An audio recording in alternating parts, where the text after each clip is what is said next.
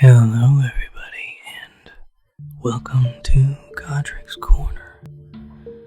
I've decided to create this little part of my channel because I've had compliments on my voice and I've actually wanted to do this for a while.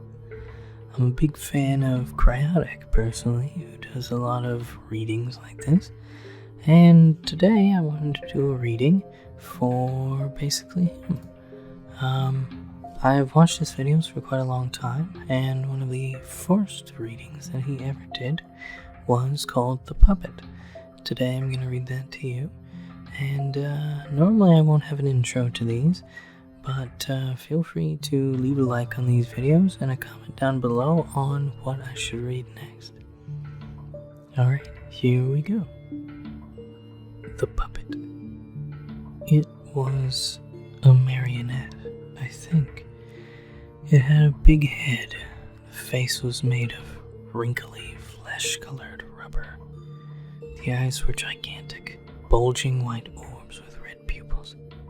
The hair was black, made of some hard substance that didn't mesh with the rubbery head. The teeth were gigantic, pure white and capable of moving up and down.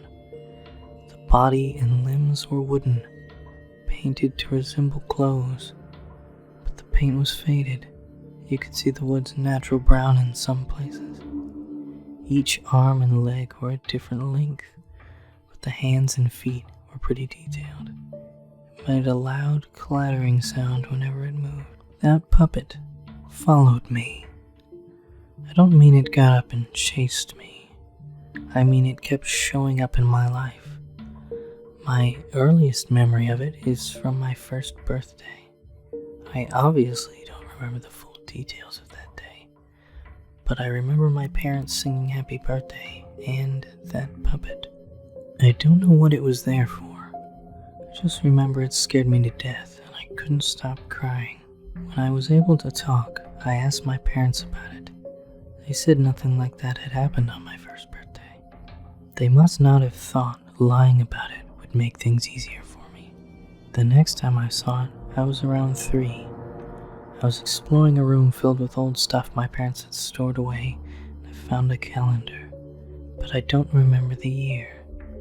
There was a photo for each month, but the only one I remember was October. That puppet was the image for it. I got scared and ran out of the room.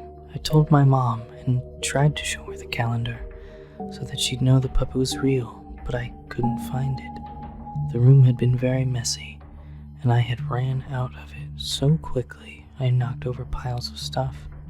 I guess the calendar got buried. I was 6 when it happened again. It was the middle of the night.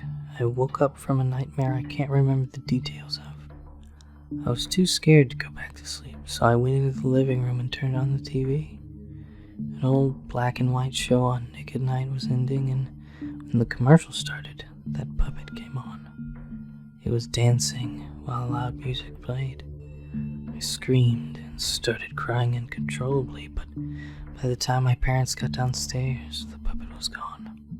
I didn't see the puppet again for a while after that, but I kept having nightmares about it.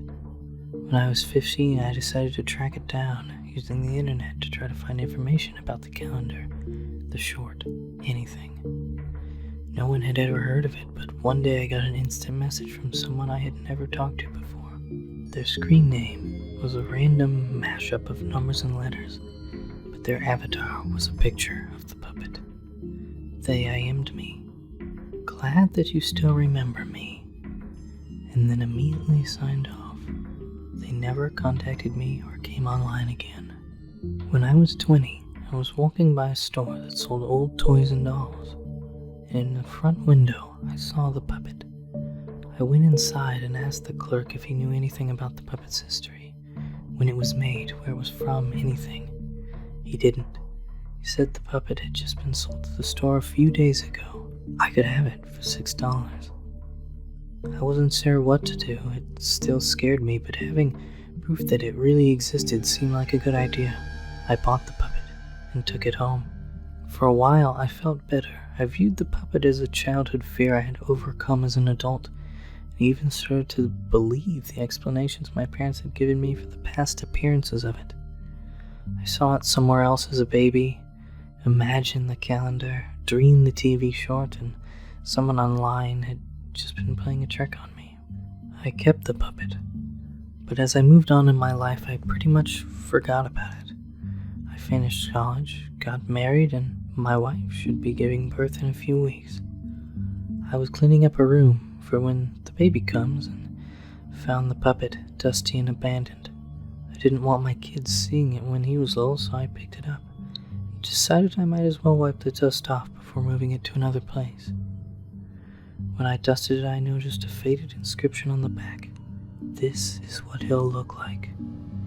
Before I could figure out what this meant, I heard my wife starting to cry. I rushed to her. She looked more upset than I had ever seen her. Sobbing, she told me that the doctor had just called.